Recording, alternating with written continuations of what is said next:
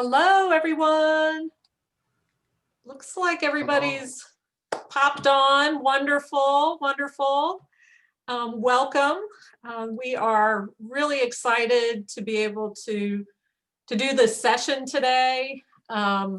This really was just a little brainstorm, and now I think it's something that I think is going to be exciting for us as state societies to do more of. This virtual world has really opened up so many lines of communication, so it's exciting. But I'm Stephanie Peters. I'm the CEO of the Virginia Society of CPAs, and I'm just going to welcome you. I'm going to be serving as moderator today. And before we get started and introduce what we're doing here today, I want to recognize the others who are on our state society task force that's been working on understanding the barriers faced by young people of color when they're looking to either major in accounting or go on to become a CPA. And we've been doing a lot of work. So just want to say thank you to Lindsay Haley from Iowa, Zach Dona from Massachusetts, Stephanie Trigakos from Oklahoma, Samantha Sutar from Kentucky, and Bonnie Stewart from Connecticut. So they've been doing a great job, and we're excited to bring this to you today. So a couple housekeeping real quick. We are recording this session, so just be mindful of that. And also, I'll be sending it out to the state societies so you can share it with those who were not able to participate today. Also asking everyone to remain on mute until the end. We want to open it up for more of a give and take of discussion with everybody, but we're going to probably keep it contained a little bit at first, so you can stay on mute unless you want to talk.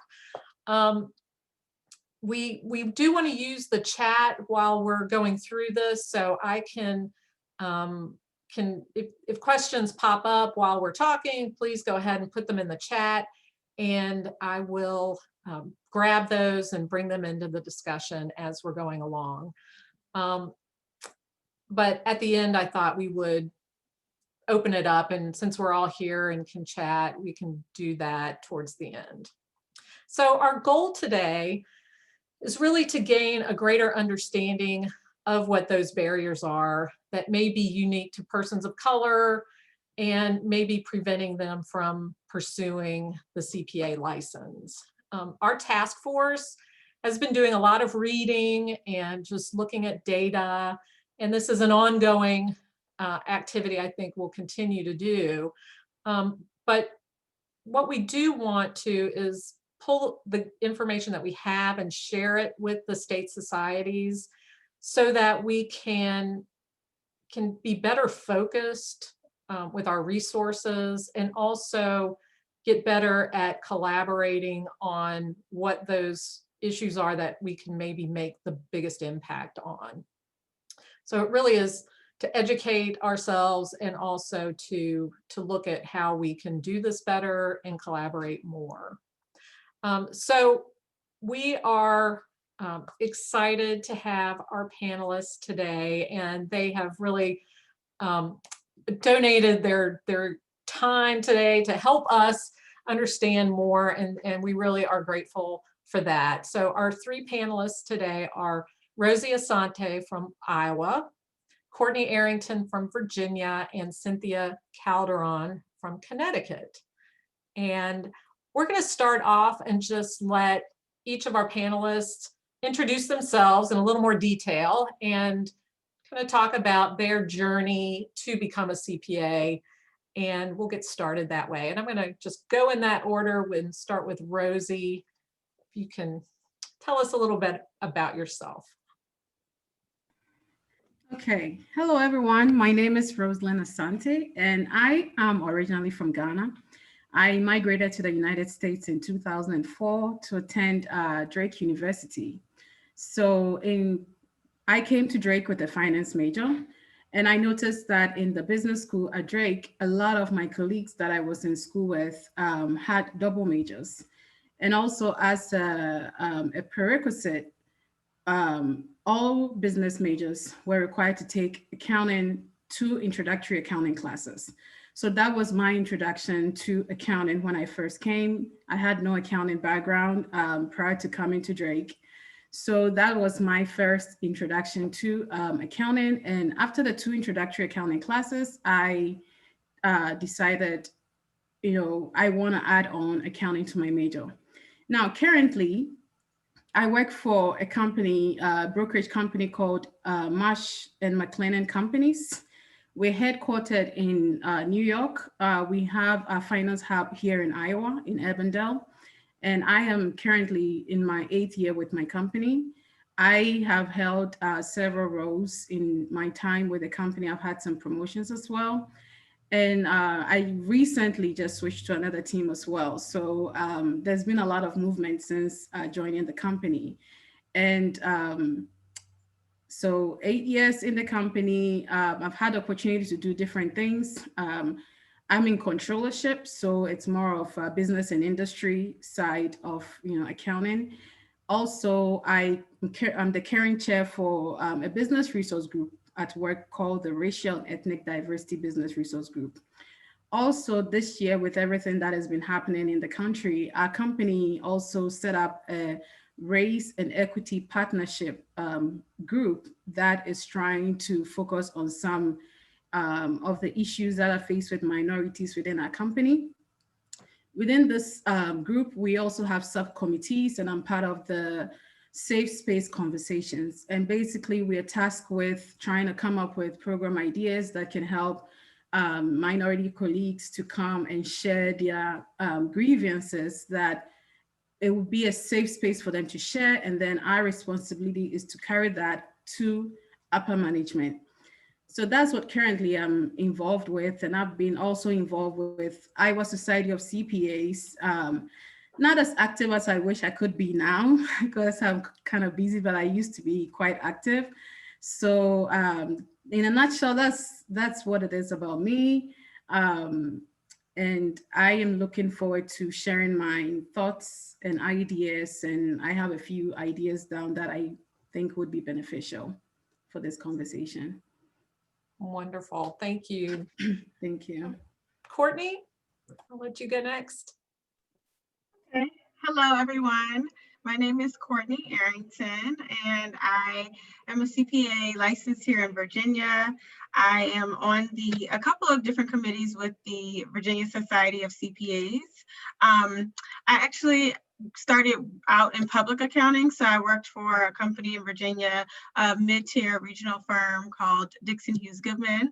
And I started out in tax with them. And I did that for a few years. And now I work in industry in the investment controllership group for Genworth Financial. And so I also write an accounting blog where I talk about just various accounting topics, where I'm mainly focused on helping new accountants get acclimated into their career field. So I'm really connected to the entire process of making sure that there's more diversity and inclusion in the accounting space. It's something that I'm very passionate about. So I'm really excited to be a part of this panel and just all of the other work that I'm doing with the VSCPA. Great. And your blog is called? The Accounting Struggle. Yes, so it's fantastic. So thanks for sharing that. And Cynthia, I'll let you go. Hi, everyone. My name is Cynthia Calderón, and I started my career in accounting when I was, can you hear me? Yes. Okay. I didn't have an accounting background. None of my family members were accountants. I was the first one to graduate from high school here in the United States. My family migrated to the US when I was 5 years old. So English is my second language. So sometimes you might hear my Spanish accent come out. If you don't understand what I'm saying, please let me know and I'll try to explain it in a different way. When I came to this country, my mom knew that she wanted me to graduate from high school and get a college degree. She always focused on education, and she said that was the only way we were going to progress in this country. So from an early age, education was always a big part of our family.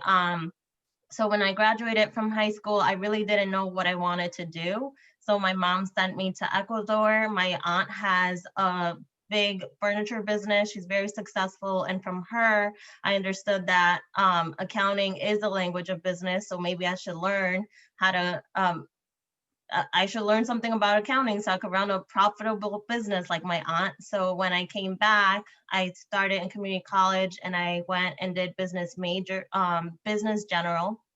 And I focused in accounting because it was something I was really good at and I was very passionate about it. And I also had a really great professor who cared about teaching, like guiding me through what I need to do to become a successful accountant. So right now I have my master's in accounting and taxation. I'm currently sitting for my CPA exams, and I'm a tax senior at Cohn Resnick, which is a large national firm here in the US. Awesome. So you're not yet a CPA, but you are on the road, and we have no doubt you'll get through that. What have you experienced, coming from another country, maybe having a language barrier? What do you feel have maybe been some roadblocks that were difficult in getting you through this path?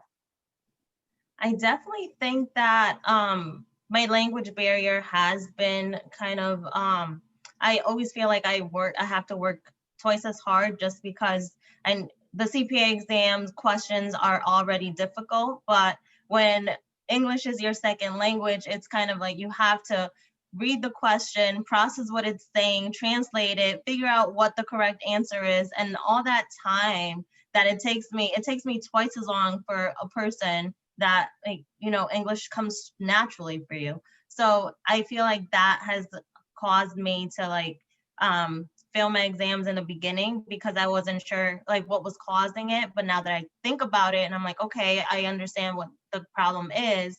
I work to minimize the time that I spend on a question and still try to get it right. So I feel like I found the problem, but now I'm trying to find a solution. So I found that in the very beginning, I always ran out of time. So I never finished the task-based simulations, or I had 4 more left and there's 6.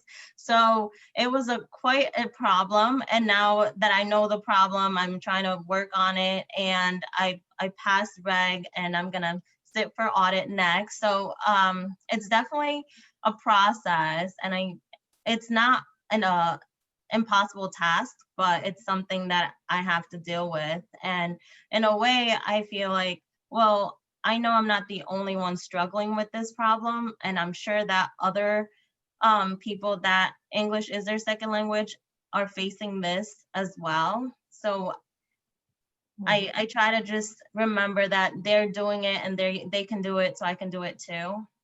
But I definitely feel like that's a problem. Yeah. Do you have an opportunity to interact with others who may be dealing with English as a second language in the CPA exam? Not really, because everyone that I know is English is their first language and they haven't really struggled with it. A lot of my experience at my firm is, I'm the one. There's another person of Spanish descent in my firm, and he hasn't passed his exam and he just gave up. So the other people are like, I passed it on my first try. And I'm like, I just can't relate. So I find myself that sometimes I feel alone because I don't find other people who have similar experiences as me.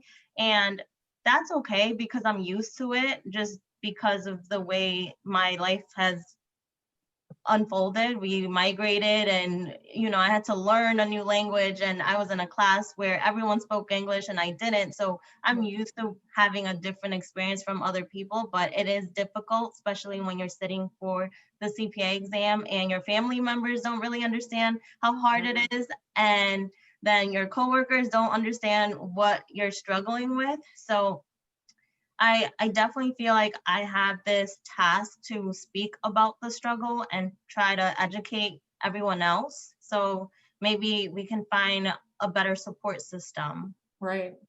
Absolutely. Absolutely. Courtney, I know you have through your blog and really being out there talking about the accounting struggle, what have you heard from others who may have experienced, and maybe you as well, experienced challenges, and what might those have been for some of the people of color that you've contacted? I know one of the biggest things that has been a deterrent just in general from even starting is cost. A lot of people aren't really in a place where they're able to forego a salary and just kind of focus on studying first because usually there's a lag between graduating and starting your full-time job. I know for me, my lag was a few months. So most people would use that time to just focus on studying, where some people may not be able to afford to do that. They still have to work full time. And so it's hard to really study full time and be successful at passing when you are working so much. So Right. Cost has been one of the big issues. And then the other one is people tend to give up before they see any real progress because they think like, oh, this is just way too hard. And I think it's easier for them to rationalize doing that when they don't see themselves represented. They feel like, okay, this is just not my thing. And so that's why I've been so open about failing the exams and the process in general. Just because I think that it's something that a lot of people experience. Maybe they just don't all advertise that they failed. So I definitely try to make it known, like, this is not a unique experience. Everyone has experienced this. You should not give up before you get to the point where you're passing. So I would say I hadn't really thought about the language barrier piece. I think that that's a huge part of it because the way the questions are written are already so complex. So I couldn't imagine adding like another layer of like, okay, what is this even saying? So I had not considered that, but just the material in and of itself is so cumbersome because it's just a lot of material to try to get through. So when you add in the cost and having to work full time, it's been a huge, those are like the huge things that I hear as issues. Yeah. Do you've had experiences in public accounting. Do you feel like there's enough support and awareness within firms that can help some of those folks struggling with, should I quit or keep going? What I found was that people recognize that it's difficult. So they'll say like, yeah, it is hard.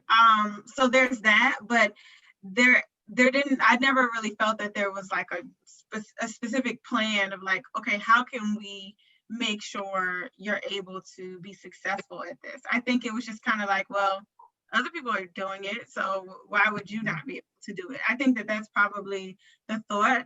There isn't any special time allotted. I mean, in public accounting, you work a lot. So finding the time, especially like during busy season, I just wouldn't study. I just wouldn't be planning to take any exams because that just would never work with my schedule. So I don't know of any public accounting firms that bake any study time into their schedule.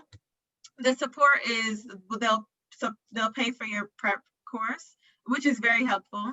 And they'll a lot of times give you a bonus when you pass. But those are the two things that I know of. Outside of that, helping you to get over the hump of failure, I don't know of anything. And I think that support would be really helpful. I just don't know of any particular programs. Yeah. So Rosie, your experience, did you face any particular roadblocks that made it challenging for you to pursue the CPA? I would say to some extent, yes. At some point, I almost gave up. And I'd already bought the prep course. I went through Becca. And I think for a year, and also with work, I was working full time. I didn't take it right out of college. I think I was out of college for about three or 4 years, and I decided to sit for the CPA. So it was quite a challenge working full time and coming home and trying to study. So for a year, I passed one, and then I failed one, and I almost gave up. And then the clock was ticking for the first one that I passed. So then I motivated myself that, you know what, it's either, and I was still paying for the prep course because it was on like a loan. So I decided, you know what, it's either I'm going to do this or I'm not. So for 6 months, I literally just cut everything off and no social activity because that was how I was going to pass it, and just lock myself down in my room. It was basically work, home, study, work, home, study. And within 6 months, I had passed everything. So I would say that was the challenge that I had to go through. I had to cut some things off in order for me to focus and pass it.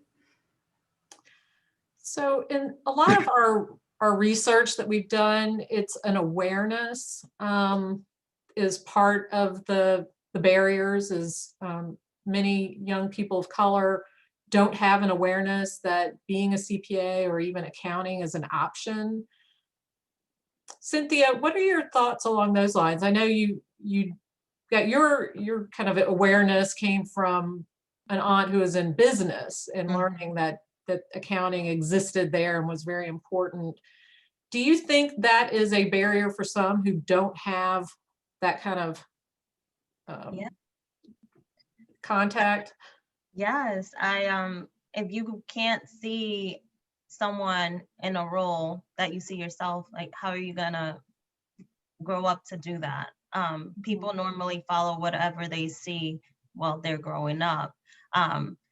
When I grew up in Bridgeport, my family members, my aunt, they would clean houses and banks, and my parents worked in construction. So those were the options that I grew up seeing, but my mom saw more for me. And she's like, no, you'll get a profession, you'll be in an office one day. And I'm like, well, you don't work in an office. She's like, but that doesn't mean you don't have that opportunity. We're in America. People here have opportunities. If you work hard, you'll achieve it. So I definitely think that in school, I know some schools here teach accounting in high school. My high school never taught any of that. They taught us how to cook and they taught us how to sew. And I wish they taught us some personal financing classes or taxes. I think that those classes are so valuable and so important into people's lives. And I would rather have someone teach me how to, like, what makes up my tax return, or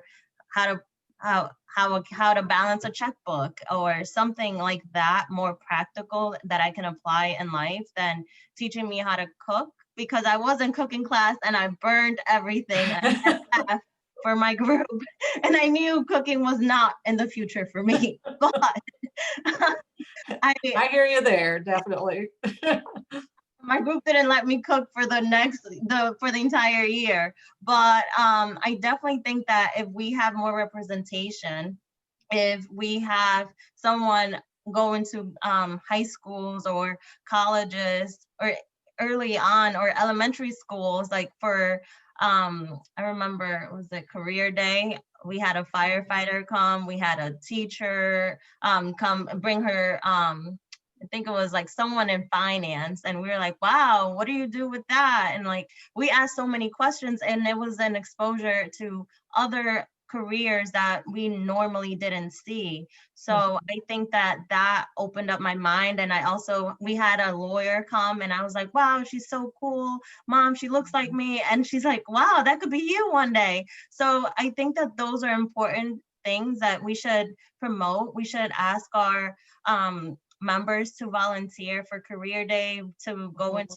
schools, to not be afraid, to just talk to young people because we're listening. And when you're little, you're looking up for guidance, and when you don't see it and you don't see someone that looks like you, it's hard to envision that.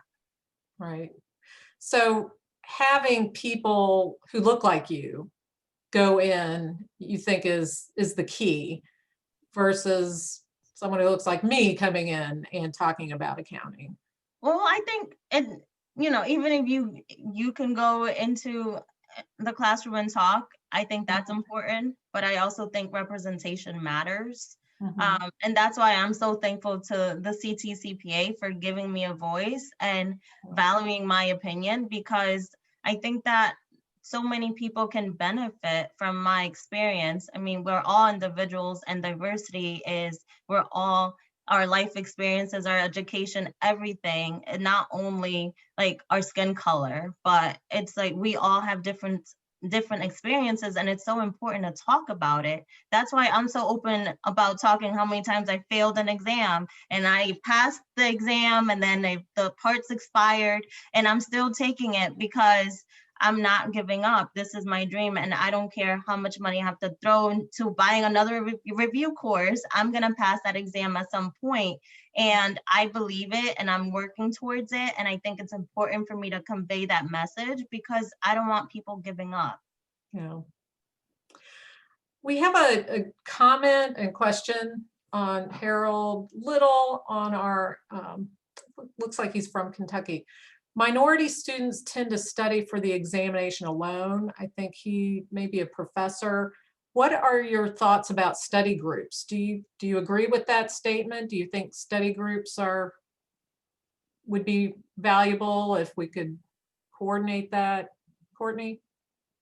Yes, I definitely did study alone, and it is a very lonely process, especially when no one you know is going through the same process.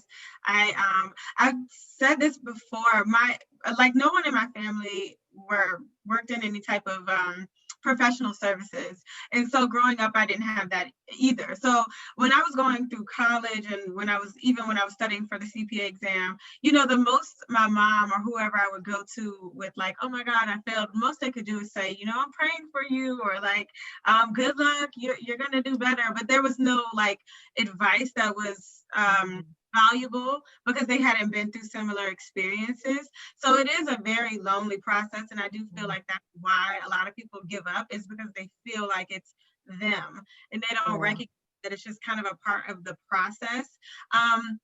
I've been working, I spoke with a group of individuals from NABA, the National Association for Black Accountants. Recently, they've been doing study groups where a couple of them will even just get on a Zoom call. Even if they're not studying for the same section, they'll just get up as an accountability thing and just log in and study silently. But just having someone else there to make you feel like you're studying with someone has proven to be effective. They've started to see a lot of people pass this way. So I definitely think studying together is more effective. It's just not something that I thought to do, and I didn't really know anyone to study with. But I do think that it's a good idea. That sounds great. And, I think we're kind of, our eyes are open now with this Zoom program to, we could just be together this way, even like you said, to study in silence. So interesting. We have another question here, Kim Burse. Do any of you participate in support or support student accounting groups in college? Did you participate in support student accounting groups in college? And have any of them joined support or affinity groups as professionals? So I guess it's, were you in an affinity group, support accounting group, and then now are you in an affinity group? Rosie? Yeah, so when I was in Drake, we had an accounting lab. And the accounting lab was open during certain times of the week where students could come, accounting students could come and get help with their homework, understanding some accounting concepts. So that resource was available for students. And I believe that it's still something that they have available for students if they needed help with understanding. And I utilized that when I was in college. And I also volunteered a few times to work at the accounting lab and help tutor other students that needed help with their accounting questions. So currently, I don't think I'm in any affinity groups for that. I'm just working, and when I was taking the CPA, I tapped a lot into blogs. So I was excited to hear that Courtney has an accounting blog, because when I was taking the CPA exams, I just went online and looked for resources. There are different resources out there for, different topic areas, a lot of YouTube videos. There's just a lot of online resources. Even when you want to get over like a 74, there's a resource for that. So I was able to search and utilize those resources, and it encouraged and motivated me to keep going. Great.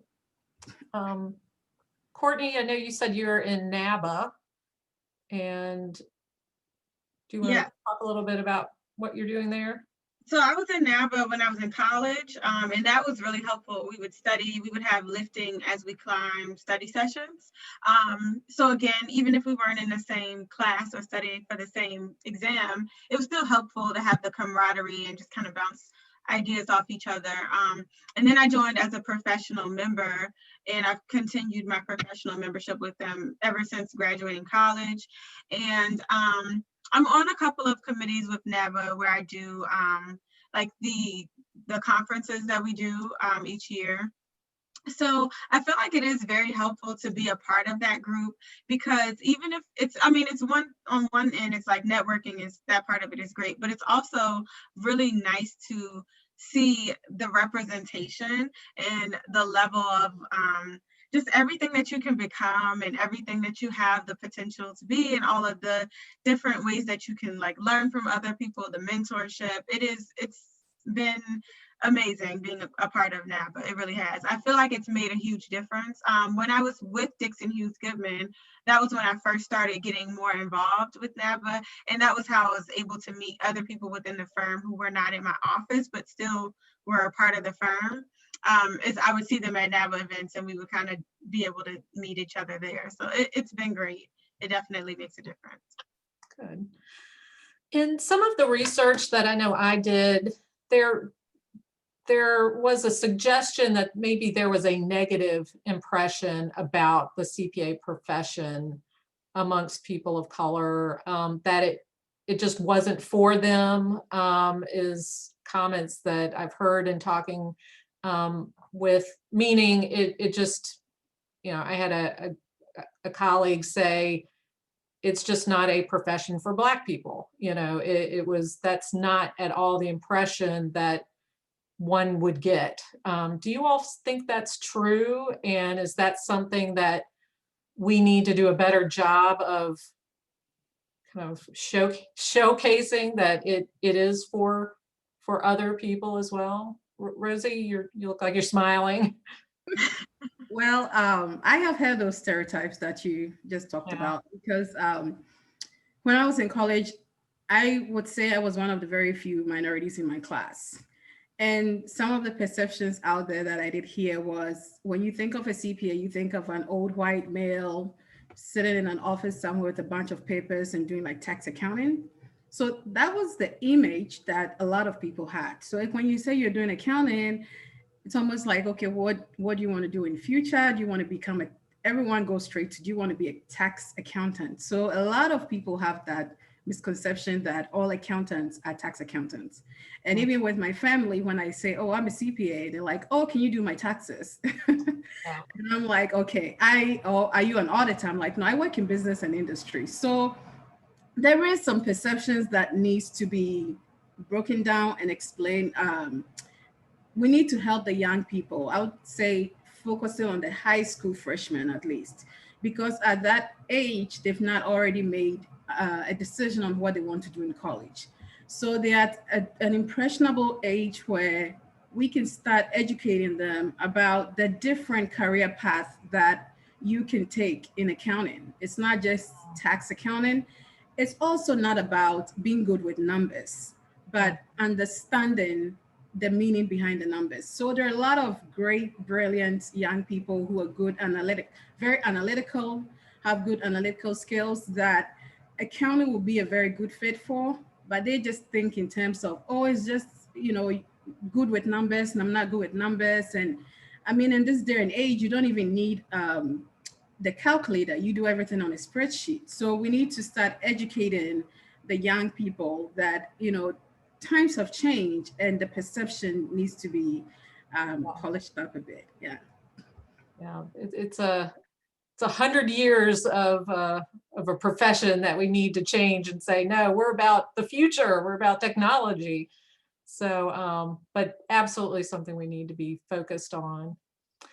I know there were a couple other questions, so let me look here. Kayla Campbell, how can state societies be held more accountable for underrepresented candidates' success in the industry and CPA exam pass rates?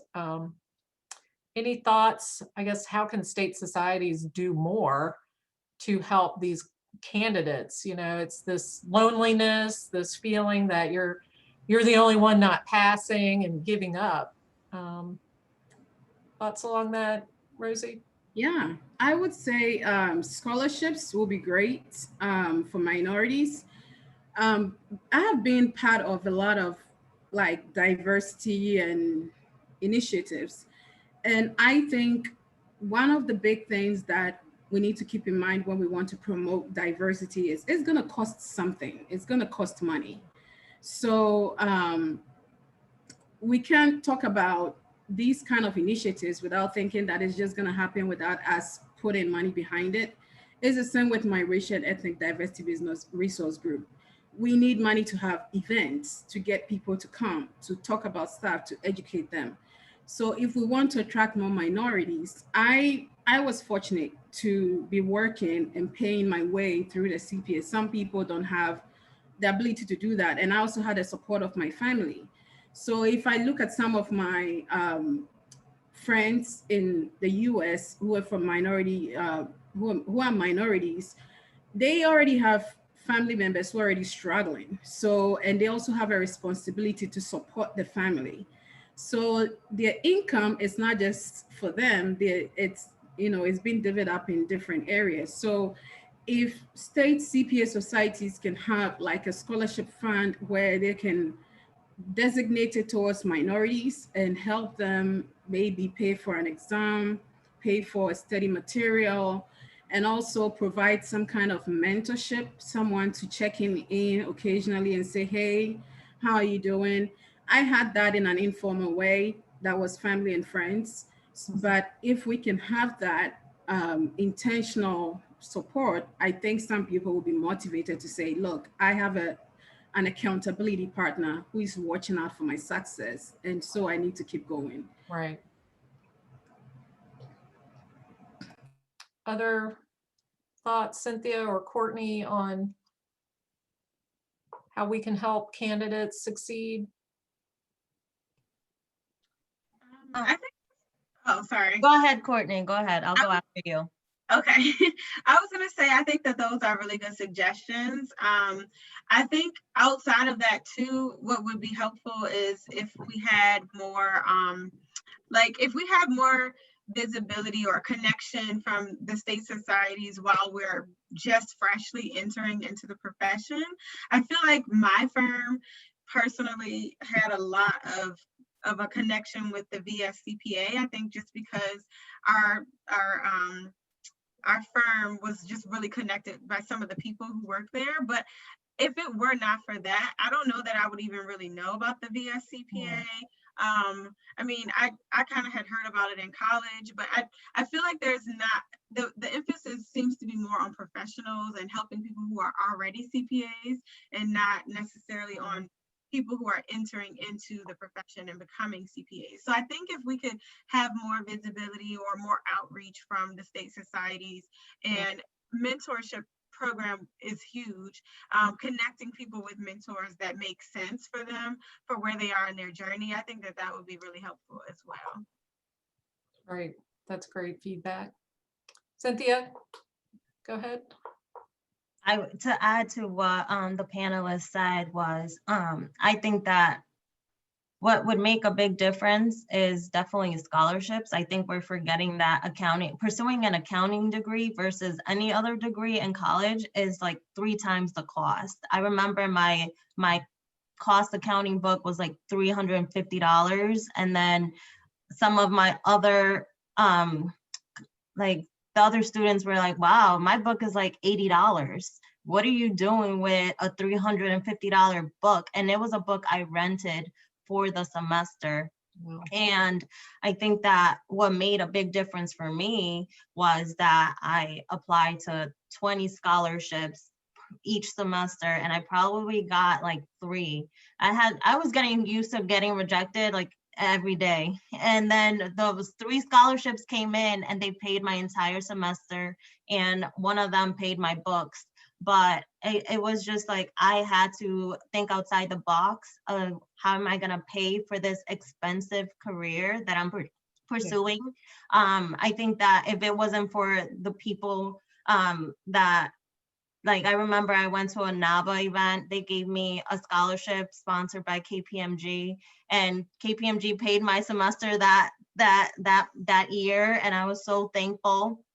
If it wasn't for organizations connecting me with firms, teaching me, I remember that CTCPA came on campus and talked about scholarship opportunities and how it was important and how to network with other professionals. So I thought all those things, those small like acts of kindness from people in the profession made a huge difference in my career. And it's why I'm so empowered to giving back to students and going, even now I'm virtually going into Teams meetings and talking to CCSU, which is one of the universities here in Connecticut, and we talk about diversity and inclusion and how it's important for them to become involved in with the CTCPA, as well as how not to give up when like they take their exams, and if they don't pass the first time, to keep trying, because failing is part of the process. So I make sure I communicate that with them.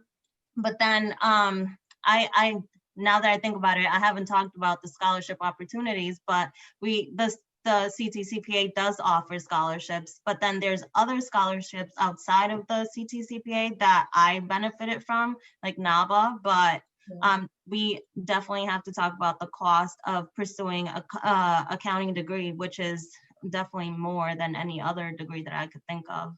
Yeah. Another question from Kim. Sometimes students will indicate that an accounting major is just too hard. Did any of you encounter this? I think, Courtney, you mentioned this earlier, from other students while in college. And also, did you see other minority students with ability not even consider accounting as a good career opportunity? So I guess it's that it's too hard, or did some folks just dismiss it? Both. Both, I yeah. mean, yeah, definitely. Even when I was majoring in accounting, people would say, "Oh, wow, accounting." That was my major for like the first year, but I couldn't pass it. It was too hard. I mean, I hear that all the time. And then when I say, when I was saying that I was studying for the CPA, if I knew other people who were accountants, especially people of color, I heard a lot from them that they just graduated with their degree and then they just that was it. But they had no, they didn't even want to try with the CPA because of how bad of a reputation it has for being hard, which is a real reputation. I mean, it is difficult. I cried many tears. It was definitely difficult, but it's not impossible. And I feel like I think that's where the problem really lies, is that people don't recognize that it is a passable exam. I just think that we need better resources. In the cost, I know we've been talking about it a lot, but I remember putting my credit card or all of my fees for the CPA exam on my credit card, because it was like a couple $1,000s for all of the fees. I think it was $1,500, and I had no job. I just graduated from college. My job wasn't starting until October. I put it on my credit card and it was like 20% interest. So I felt like I had no other opportunities. That was the only way it was going to get paid for. So the cost is definitely a big issue. And It is So hard. does there appear that there isn't an incentive to go further? So you said there were accounting majors who just decided to get a 4-year degree and probably got a job. Did you see just a lot of them just didn't feel like that it was worth that cost, and that maybe the Yeah. profession needs to demonstrate? Yes, because I Well- mean, the average, when you compare the average starting salary for most CPA firms to what a lot of people, and I think that this is very much just this generation type of thing. It's hard to entice someone with, you know, $50,000 or $60,000 a year, but you have to work 75, 80-hour weeks. It's hard to entice them with that when there are people, I know this sounds ridiculous, but there are people who make TikTok videos or people who make YouTube videos who make thousands of dollars per month. And so it's kind of difficult to entice a 23-year-old or 24-year-old with that salary and say, hey, it's going to cost you your blood, sweat, and tears. You're going to work very hard. You're going to be miserable. You're never going to be able to see your friends. But, you know, bragging rights, you'll have your CPA. I think that it makes it a difficult, I do think that it is a deterrent, but the long potential, like the long-term potential for earning money is definitely there. I just think that that initial hump, it just doesn't feel like enough of a reward for all of the work. Yeah. Any other thoughts? Yeah, I would like to add, I do hear a lot about, you know, you don't really need a CPA to be successful in your career, because these days people are focused more on your work experience than your whatever certifications that you have. So I think there is definitely a perception of the CPA title doesn't necessarily, it's a nice title to have, but it doesn't necessarily set you apart in terms of, especially for those of us who work in business and industry. Because when you come to my office right now, there are a lot of people who don't have their CPAs, and based on maybe somebody's work experience, they might be making more money than even someone who sat for the CPA. So there's some of my colleagues who have chosen not to even keep updating their CPA certification, so they're inactive. So I think it's based on the perception that people have that maybe I'm at this point in my career, or do I want to put in, and I have heard that even in college, I didn't take it right away from college because of that perception of it's too hard. You know, it requires a lot of time.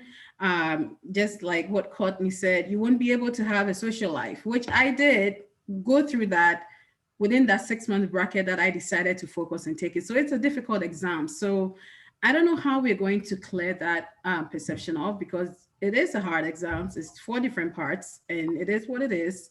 But to encourage people to take it, we need something more that, okay, when you're a CPA, maybe your earnings potential can look like this. I think when people have that foresight, it would encourage them to take the exams. Yeah. Couple other questions. I want to kind of talk about the firms a little bit, and kind of, is there more that firms can do to, you know, make you feel more, to be more inclusive, you know, have the firms you experienced been doing that maybe a little bit more now? Any thoughts on just, and Rosie, I know you're not in a firm, and Courtney, you're currently in business and industry as well, but just trying to think about, you know, would being a more inclusive profession attract more young people to it? Does that make sense? And are there some things we need to think about as far as the cultures of firms today to kind of attract more? Any thoughts along those lines? Yeah, I would say, again, back in college, there was a company, Principal Financial Group. I think at some point they had job shadowing opportunities for students. I didn't get to participate, but I have a cousin who had the opportunity to participate in that. So I think if we can focus on, again, maybe college this time, to maybe go in and say, okay, we want about 10 different accounting students to, and again, with the emphasis on minority students, to go through some kind of job shadowing, give them maybe a day in the life of a CPA or a day in the life of a controller in the office, and get them to have that kind of corporate feel of, you know what, this is what your future can look like if you choose a career. Like if you stay in accounting and you go through the exams and take all of these requirements that you need to take. So I think that can help encourage minorities to feel like, oh, I'm welcomed here, or I can see myself here, even if they don't see someone who looks like them. That experience of someone inviting them in that space can be an open door for them to feel like they can actually get there. Yeah. So that is my thought on that. Great thoughts. I think it would be helpful to focus on retention. I think that the attraction is there. If you want to enter into the profession of accounting, I know personally I did not do so with the expectation that there would be a lot of other people who looked like me. I kind of just went into it knowing like that wouldn't be the case. But as far as retention and keeping people in the profession, I feel like there's a lot that could be done in terms of just making people feel more included. Or I guess not so much just included. I've always felt included when I worked. I've been working in accounting, and even in business and industry, as well as in public accounting, I've always felt included. I've never felt like everyone was asked to go to lunch except for me. So I've always felt included in that way. But I think seeing the empowerment, seeing people actually move up the corporate ladder, and seeing the representation at every level, being able to see the representation in that way, I think that would help with the retention part. Yeah, great point. And Cynthia? And to add to the discussion, I think that like firms here in Connecticut, they have like 1 day or 2 day seminars where they invite different college students into their office, and they speak to us about the 150 credit requirement. They talk about the CPA exam. So when I was a senior and junior in college, I knew I had after going through that process, I mean, it's a rigorous process because you interview for it and you're competing with like 50 plus students in your university. But when you go to that program, you learn a lot, and especially about the profession and being there, and you walk the hallways with all the professionals in there. So as a college student, I think that's very empowering. And I think that if more companies do that, then more people will be willing to go into the profession, because I remember that was really important for me my junior year, because senior year, I already applied in my master's program. I knew what I needed to do. I looked into CPA courses. So it helped me with my five-year plan. That was supposed to be the CPA exam, but it turned out to be longer.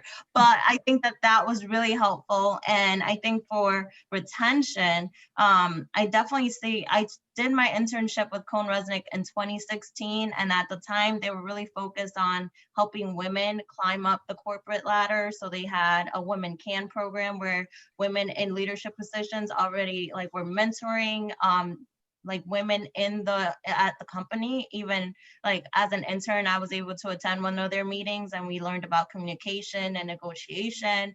But now that I'm working full time for the last couple of years, they've been working a lot with diversity and inclusion, and we focus a lot on pride. Meaning I set up a Hispanic Heritage Celebration. So I think that as more people join firms, you'll see that we'll talk about diversity and inclusion, and it's up to us, the individuals, to make the impact. I want a firm that's inclusive of everyone and celebrates everyone's differences. So I'm going to make the steps that I'm going to take the steps that I need to take so I can see that change. So I think that, we have great people here like Courtney and Rosalind. So I think we can make a difference individually and have a huge impact. So it's up to us, everyone on this call, to make that difference. So whatever, like after you hear from all of us, you'll have all these different tools. So take it and apply it. No. No. And I love that you see your responsibility, you know, and Cynthia and I talked about this in a call last week about getting, you know, helping empower young people who may feel isolated and alone to have that voice, you know, to be able to say, I want to have a, you know, Hispanic heritage, you know, recognition in my office. What are your thoughts on how we can empower them more? Just get you out there, right? Like, well, I always say be your authentic self, you know, like why, if I'm gonna go to a place like every single day, I need to be myself. And I think that when I was looking for a firm, I looked for a place where I can see myself and where I can express myself. And I felt like I fit perfectly at Cone Resnick. But I did interview at different places. And every time I went, I always, like when I sat in the chair in the conference room, like, do I see myself here 5 years from now? And how would I feel? So even now at work, like I tell the partners, like, I don't like when you don't reply to my emails. Can you reply to my emails? I don't have a problem telling them that, because you have to teach people how to treat you. And if they're doing something that they don't know that it's bothering you, how are they supposed to fix their behavior? Well, my mom always tells me people can't fix an issue they don't know about. So speak up for yourself or nothing's gonna change. So I mean, I get it from my mom, but I think that we have to tell people, you if you want to see a change, you have to advocate for yourself. Nothing's gonna change until you speak up. Your mom is a brilliant woman. She's done a good job. All right, I've got Amy Pitter asked, if you all could talk a little bit about your experience being recruited, and is there something different that firms should be doing to do a better job of recruiting people of color? Any thoughts along those lines? Speak on this. So when I was going through the process of going for internships, I feel like there were the representation that I would see like at the career fair, I would be like, oh, okay, you know, I feel like this is a great firm. I feel like it's going to be, you know, I feel like I'll be a great culture fit, because that was kind of a thing that we always looked for. And then when I got to some of these interviews, I quickly could see around the office, like, wait, this doesn't look like the same brochure that I saw. And then, so I think that the process of, I think it was very obvious to me that in a large class of internships, I want to say I went on a internship training where maybe there were like 200 of us. There might have been 3 people who were considered minorities out of like 200. So, and I mean, that's like all of the groups. So, I mean, the level of like diversity really could use a lot of work, and that was across firms. That was something that I saw in a lot of firms, and just speaking to other people, that was something that I know they experienced too. So it's almost as if there's like a cap on how many minority candidates can be brought in. It felt that way anyway, because there were tons of us, but not everybody seemed to like get pushed through all the way. So from a recruiting standpoint, I think one thing that would be helpful is just if we could kind of go to different schools. So my school at Virginia Commonwealth University, it wasn't an HBCU or I mean, it's extremely diverse. There's a little bit of everything there. So I can't really speak for my school, but I feel like there are certain schools that just completely get looked over. The Big Four only KPMG recruited from my school. The rest of them didn't even come. So I think that certain firms should really just get out there and go to some community colleges and go to some HBCUs and some go to these organizations like NABA and like some of the other organizations that are specifically targeting minority students, so that they can see that there's an entire pool of students that they're potentially missing out on. I think that would be helpful. That's a great point. Other experiences, Cynthia or Rosie, about recruiting? I think Connie made a very important point about, including the community colleges, because I think most of the time they get forgotten. Most of the recruiters will focus on the four-year colleges, and I don't even know if there's ever career fairs in the community colleges. And I know that there are some students who, because of some cost-cutting strategies, they would go to community college first, take their basic classes, and then transfer to a four-year college. So I think if they can focus on that as well, that would be helpful. And I also think recruiters should focus on the different cultures that they're approaching in terms of how they, I don't know how to put this, but I can speak for myself. So when I had an internship with a company here in Iowa, Pioneer Hybrid, and I feel like my manager was very emotionally intelligent, because when I first came, I still have my thick accent.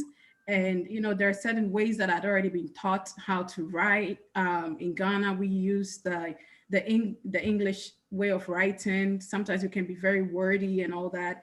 And I feel like he was able to see through all that.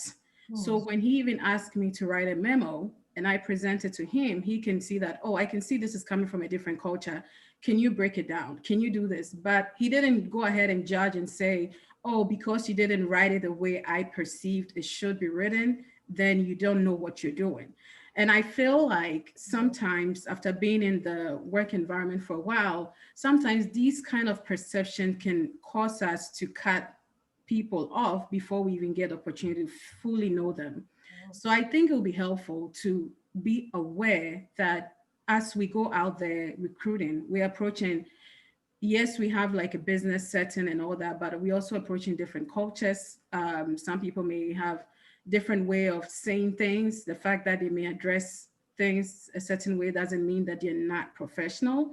It could be that maybe they don't know any better, or they don't know how someone else is used to addressing certain things, even how they carry themselves. I know that my college is a very great thing about teaching us some business ethics and all those kind of things. So it helped, even at that stage. But I can imagine someone coming from a different background who haven't had those business ethics taught, how they can still have some of these subconscious mannerisms flowing through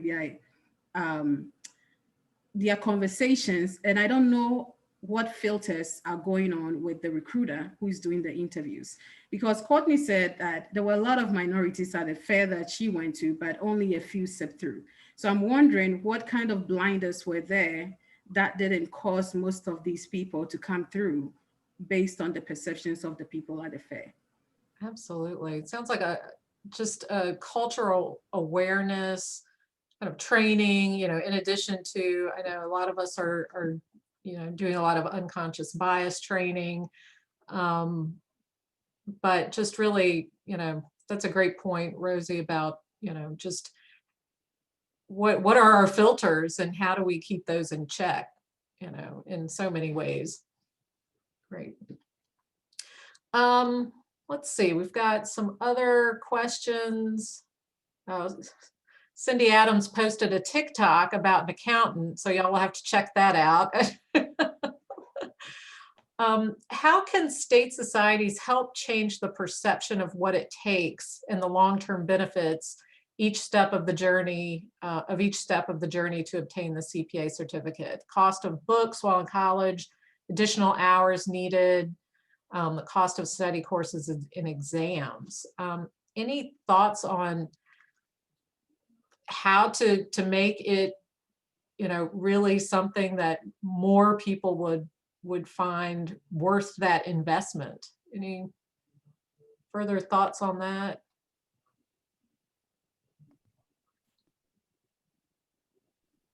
Yeah, I would say I would emphasize getting them young, maybe high school. I know Iowa Society of CPAs have I think a career awareness committee. Going into the schools, I don't know how many schools they're going to, but targeting those communities that have a lot of minorities. Sometimes we can have a lot of events like, oh, we're doing this, but if the schools we're going to are predominantly white, then we're not hitting the population that we're trying to attract. I'm not saying we're not trying to attract the white population as well, but right now the emphasis is on how can we make the CPA society more diverse? How can we make the CPA profession? Yeah. So if we have inner city schools, I don't know the kind of involvement that state societies do in the inner city schools. Are we partnering with the schools to say maybe once a quarter we're going to come and present? If they teach accounting, give us your best accounting students. Offer them some kind of mentorship. That what I suggested earlier, maybe a day in the life of a CPA. Let's look at the potentials. Let's look at the barriers. If we identify an excellent or a brilliant student, what is it? How is their family structure like? Are they going to be the first person to graduate out of college? If we identify that kind of need, then how can we put money behind them to support them? Because it all comes down to money. Right. So if we can have that, be that intentional, like we want pinpointing, these are the students that we know that are good, encouraging them, having someone checking on them, maybe any other, once a quarter, once a month, what's your interest in accounting? I think that can help. That can encourage someone to keep going, even if they don't have the support system back, in their family. At least they have someone external that is encouraging them. There's another company here that I had a friend who worked for this company in Iowa, and they had, I don't know what they call themselves, but occasionally they actually went door to door and encouraging the students that were dropouts to get back in school. So that was their way of trying to capture those, people who maybe because of the influence back home or the influence in their families, they drop out. Maybe they're used to seeing people drop out of school, but they're going back and forth and checking in and saying, okay, why are you not in school? Is there something that we can do to help you get back in school? I think those type of things are very practical. It will be time consuming. It will take some money, but if we really want to attract minorities, we need to also focus on that. Yeah, we've been talking here in Virginia a little bit about, really having that targeted one-on-one, helping, kind of usher folks through the pipeline. There are so many roadblocks with just the requirement and how complex it may be, the funds, just how do you even apply for different loans and grants, and look for those grants and scholarships and things like that, that it really is a time intensive, but that's probably would be an effective way to approach some of this. So one of my colleagues, Sharon Bryson, of course, brought up the 150-hour requirement. Wasn't me this time. No, just kidding. No, she's asking about, there is a work group at the Center for Audit Quality that is encouraging looking at that additional 30 hours. And can we achieve that additional 30 hours in a more flexible manner? So maybe looking at training within a firm to get those additional 30 hours, or even a state CPA society coursework. So kind of going outside the accredited college setting. Any thoughts on how effective you think that might be for people of color and students? Courtney? I think that that would be amazing. I still have student loans today and they'll be here tomorrow as well. So I think that the additional cost, I feel like the fact that those 30 credits can be kind of in anything, they're not even that specific. They're not like you have to get your master's in tax or you have to get, so it feels like a really unnecessary barrier, just kind of for nothing. And it's so much money.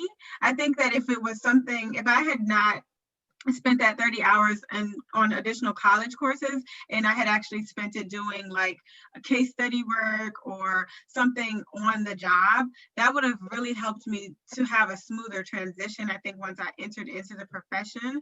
So I feel like that would be less expensive and actually more useful and more valuable than just a random 30 credits in some other coursework just to say I have, 150 credit hours, so I'm more esteemed. I think that actually just processing tax returns or something of that nature would have been far more useful.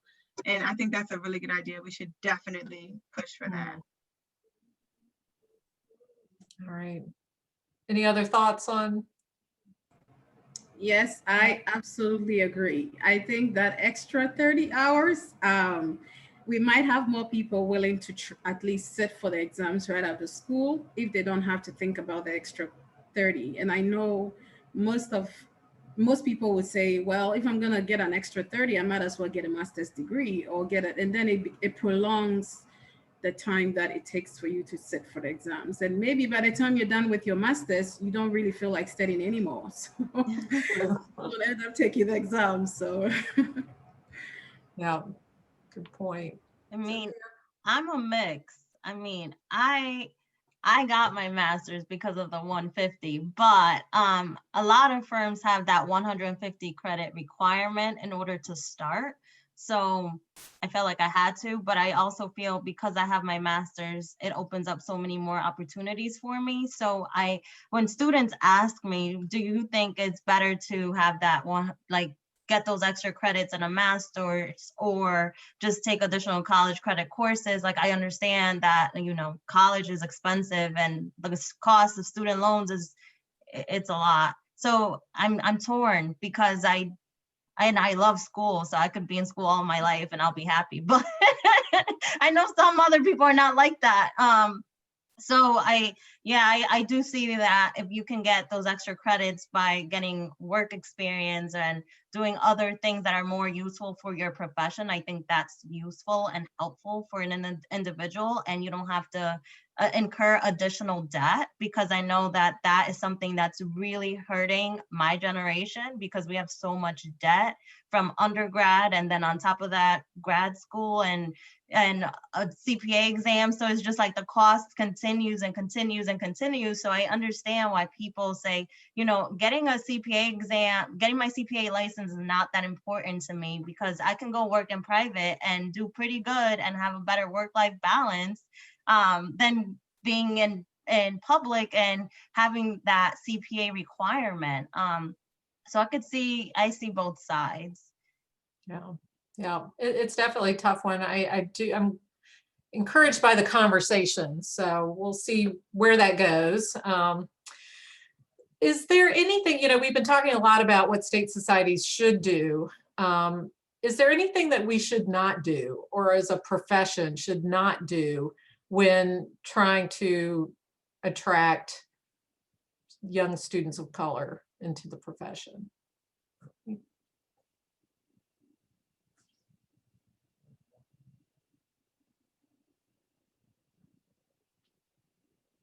Any thoughts? It's okay. It's okay. If you have something on your mind, you feel free to share. If you don't, then we'll move on.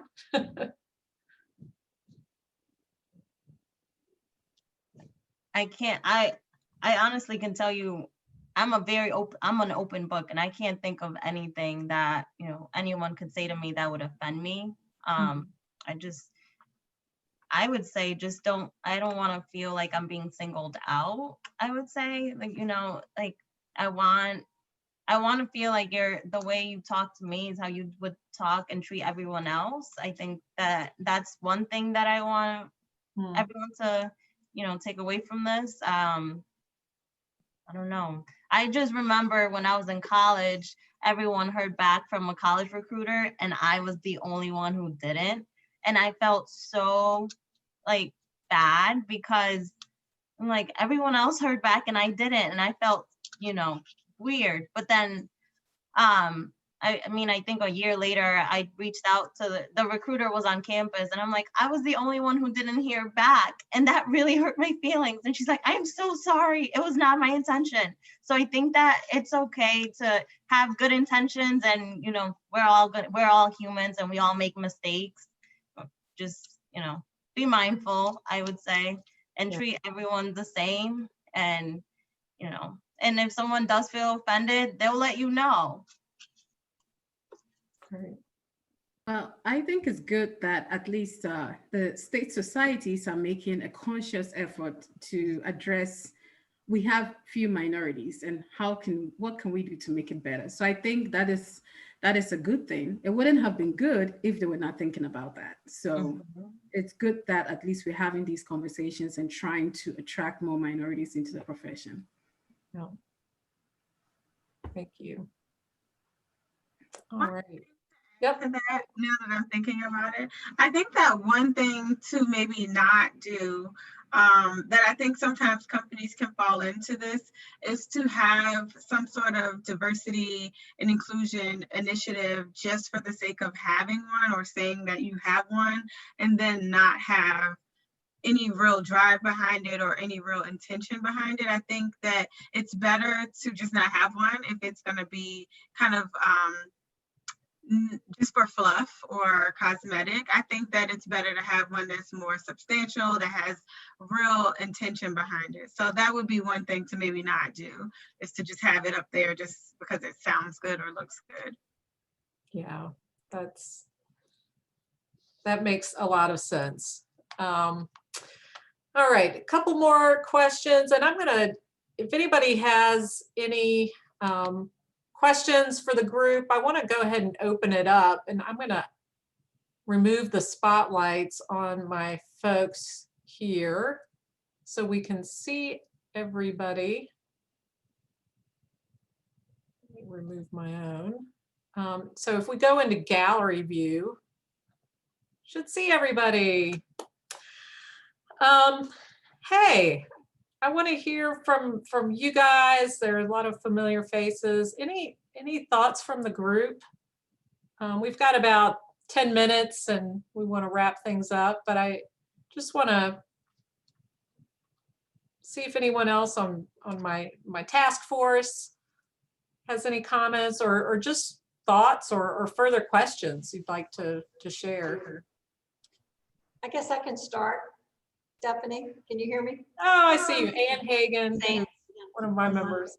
Well, this has been just very enlightening, and it's been just enjoyable to hear the comments from you ladies. I think it's extremely beneficial. What's interesting about it is I don't quite feel as old as I actually am, believe it or not, because it just brings back a lot of memories when I was a woman. Not of color, but a woman that was among a lot of white males trying to break through. And it's a tough world. And you were reminding me how tough it still is and how important it is to continue that resolve and to be encouragers of people, all people, for whatever they're trying to accomplish in life, right? Be encouraging of them and to continue to be encouraging. So you've given some great ideas, some of which, I'm working very closely with Henry. Henry's my encourager, and Stephanie, of course, and all the staff. But you've given me some really good ideas about, I love this earnings potential. I have a couple of sons that are CPAs actually, and I think this earnings potential would be really good. And also this cost benefit analysis, right? About the pros and cons of the career, and getting in front of folks. And ideally, it would be great if I was a person of color, you know, because I think I hear what you're saying is it's better to see someone that looks like you. But I have already said to Stephanie and to Maureen and to many of the staff that I am so committed to giving back to my community. And I will dedicate myself to give back to people of color, because I think an earnings potential of a CPA can truly make a difference in the life of every person.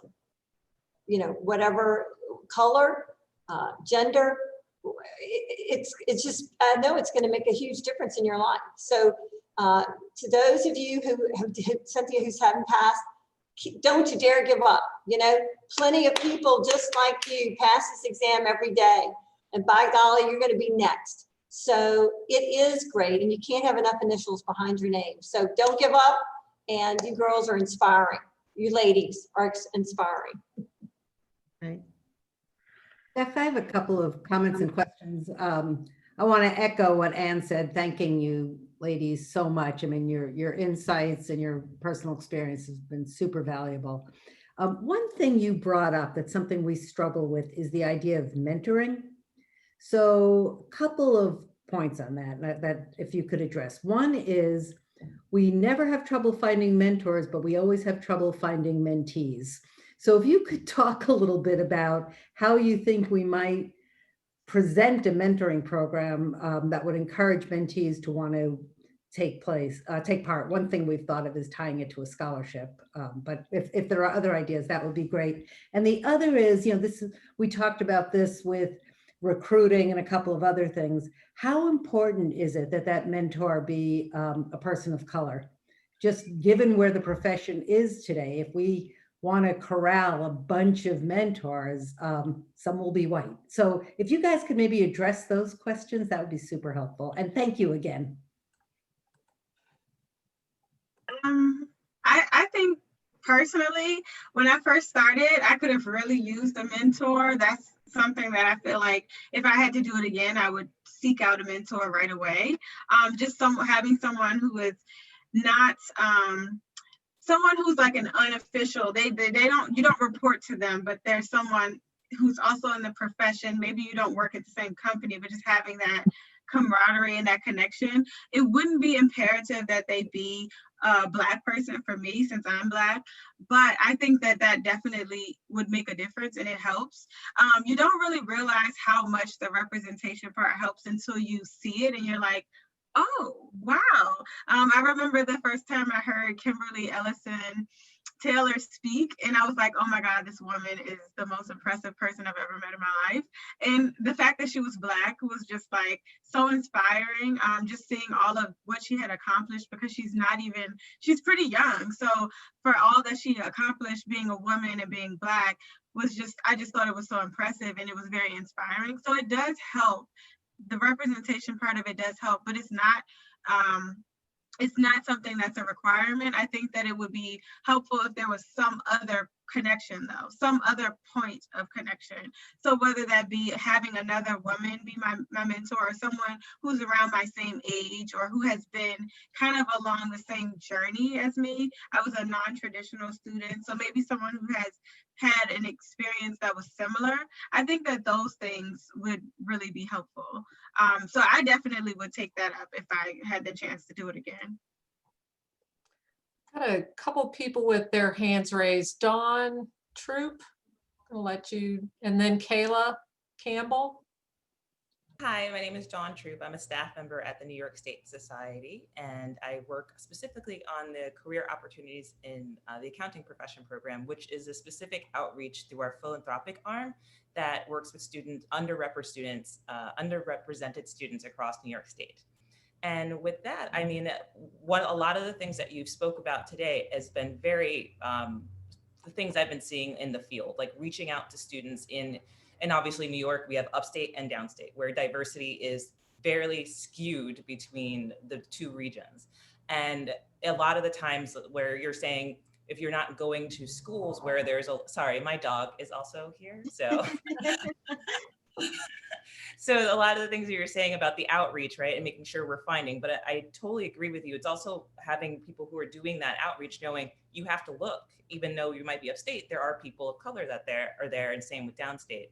And it's great to know, like, a lot of the things that we are doing are parts that you've mentioned. I'm not a CPA, but I would say as a person of color, I've had some of the similar steps in my path of how to be a first generation college student, what to learn, where the access is, the cost. So that's all there. And I would love to invite you ladies to, if you'd like to be a part of our co-op session in the, we do it over the summer, it's virtual this year. But to your point, having people of color a part of the program is really great, just to have that, that you look like me too, especially in the city. I think when we talk about the Bronx and we talk about Queens and we talk about Brooklyn. So if you are available, love to connect with you afterwards. I just want to say thank you for this presentation, and it's been really wonderful. Thank you. Add me to the list. Great, thanks, Dawn. I think Kayla Campbell, we're next. Hi, yes. Thank you all so much for your time this evening. I've just been soaking in so much. So my name is Kayla Campbell. I currently work at the Ohio Society of CPAs as their Student Director of Diversity and Inclusion. And I'm currently also a member and in grad school and sitting for the CPA exam in less than 3 weeks. I'm nervous. So my question is, and I feel as if you all have addressed this, really in pertaining to college students versus high school students, do you think that there is a difference in how that outreach should look and that pipeline, how that should look? And then as a follow-up, do you think that also is connected to generations and how generations are slightly different, even going from high school to college students right now, and then even those that are in the industry or working at organizations? Yes, I think there should be different approach. So with high school, I think we're trying to help students. They're not yet in college. Maybe they're still undecided about their majors that they want to do in college. So we're trying to help them understand that accounting is not just for people who are good with numbers. If you're analytical, you're a critical thinker, you can still become an accountant. So then we're trying to guide them in a way and maybe talking to them in a way to see that it can be a potential career path. For college, it's very likely they've already decided whether they're doing accounting classes or not. So with that side, our focus will be encouraging them to sit for the CPA and not just get a 4-year accounting degree and call it done, but really educating them about the earnings potential that they could get when they take it a step further and sit for the CPA exams, or even other things that they can do on the side, so they can still work a full-time job and even do like bookkeeping for a small firm or something like that. So we can focus on that angle. So high school is trying to get them to say, hey, accounting is great. When you get to college, choose accounting. And then in college, it's more like, okay, it's great that you're in accounting, or even if you're general business and undecided about the concentration, accounting will be a great career path. And when you choose it, don't just end there. There's all these great opportunities if you sit for the CPA exams. To add to what Rosie said, I think that young people are on social media. I know I'm not, but I know my little cousins and my sister are on social media. And if we talk about the earning potential and the benefits of an accounting degree and how the accounting degree is like how the field of accounting is changing and how we are expanding, and you can be part of this change. And we are not only about numbers, but we also have a lot of technology and how we are here to help businesses. And accountants are not only tax accountants, they're different types of accountants. I think that educating the public can via social media is going to be a good tool, especially because if we're targeting younger generations, a lot of them are on social media. And as long, I'm ready to go to a high school and get on their auditorium and talk to 100 students, but I know other people are not. But you go to where the people are, and a lot of them are on social media. And then the other comment about how to get mentees, I think that a lot of universities have accounting societies, and a lot of them have like very active students that are looking for guidance.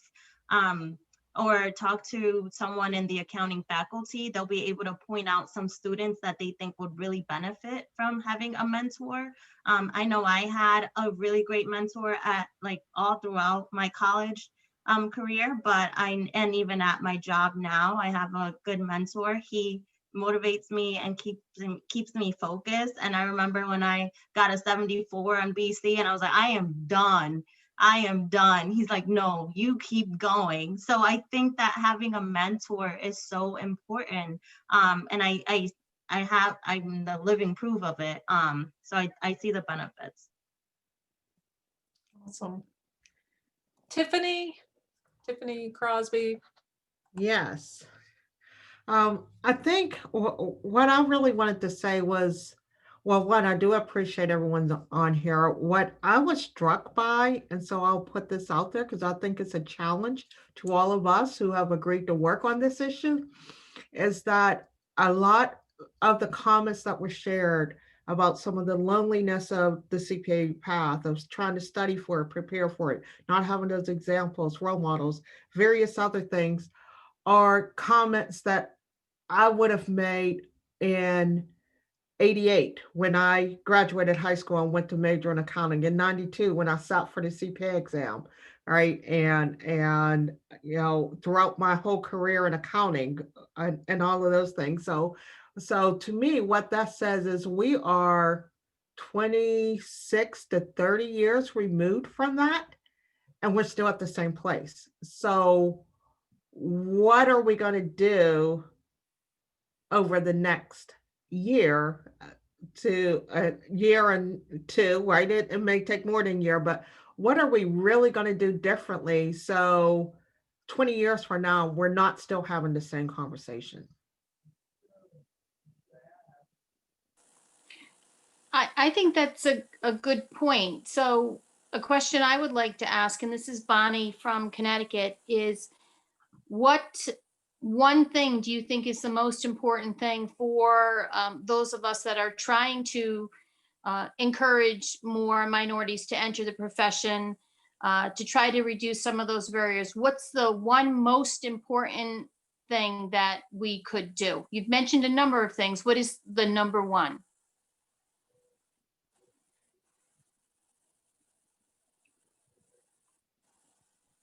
Are you addressing that to the students or are you addressing that to me, Bonnie?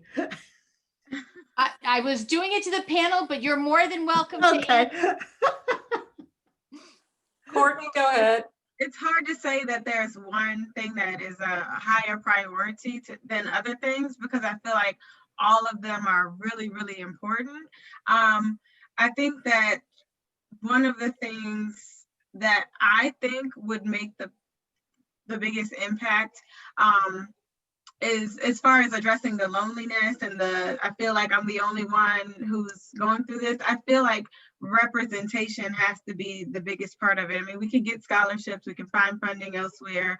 All of that is important, and the exam is going to be difficult. That's why it's such a coveted, exam. But if we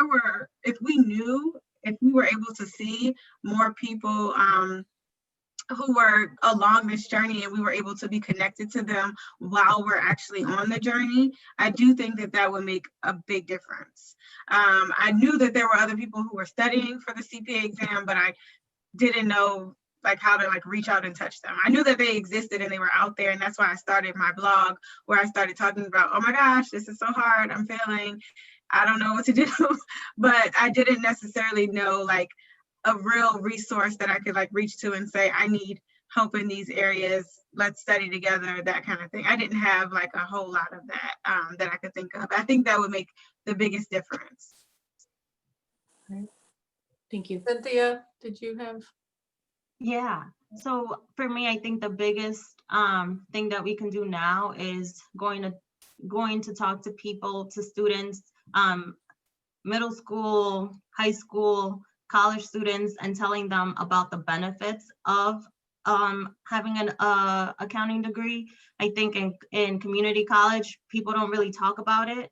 I remember not like being in class, and I went to a community college, and I remember having another student in my class saying, "Oh, I'm majoring in accounting because I'm gonna make a lot of money." I'm like, "What?"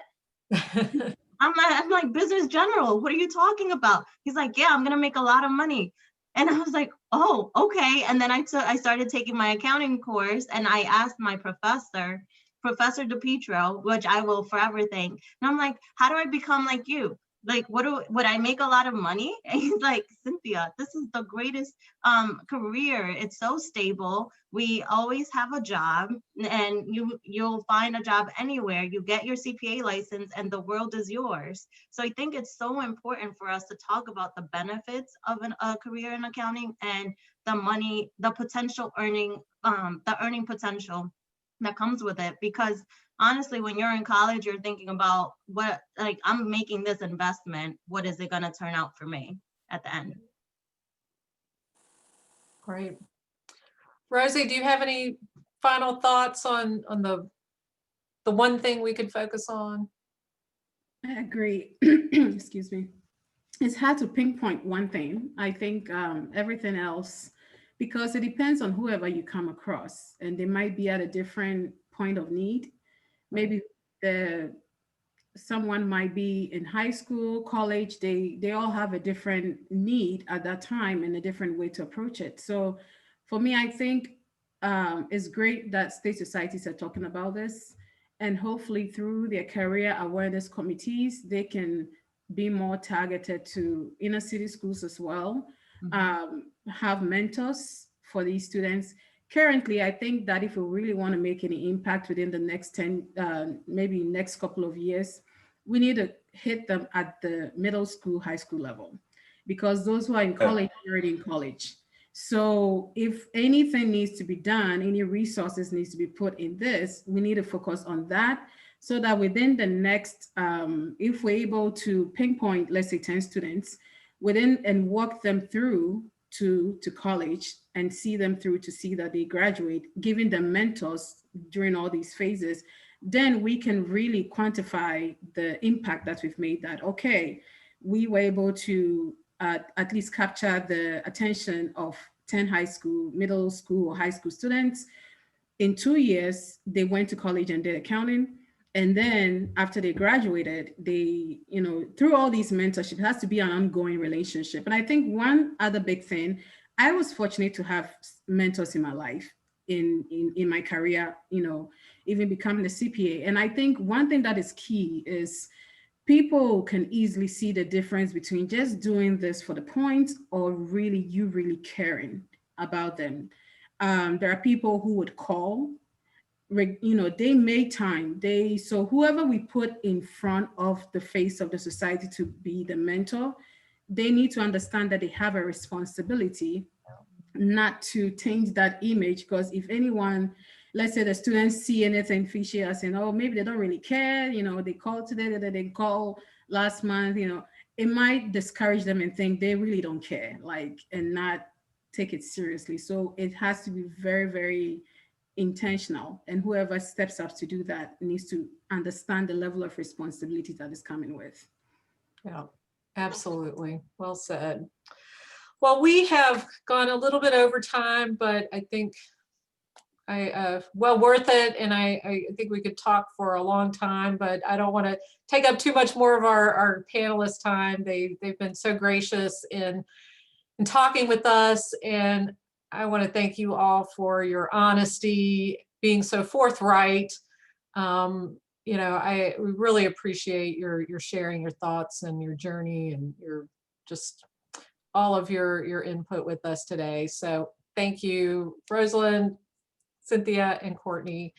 And also thanks for everybody for joining today. I think this was a great, just a great way to bring so many of our state societies and folks and committees together. I think we can do this a lot more. We don't have to wait till interchange to get together and talk.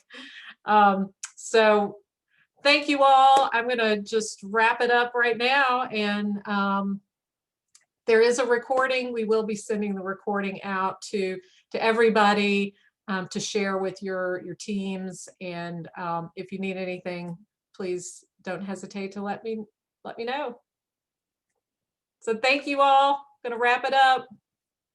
Have a Thank you. wonderful evening. Thanks, Courtney. Thank you, everyone. Thanks, Bonnie. Thank you. Good to see ya.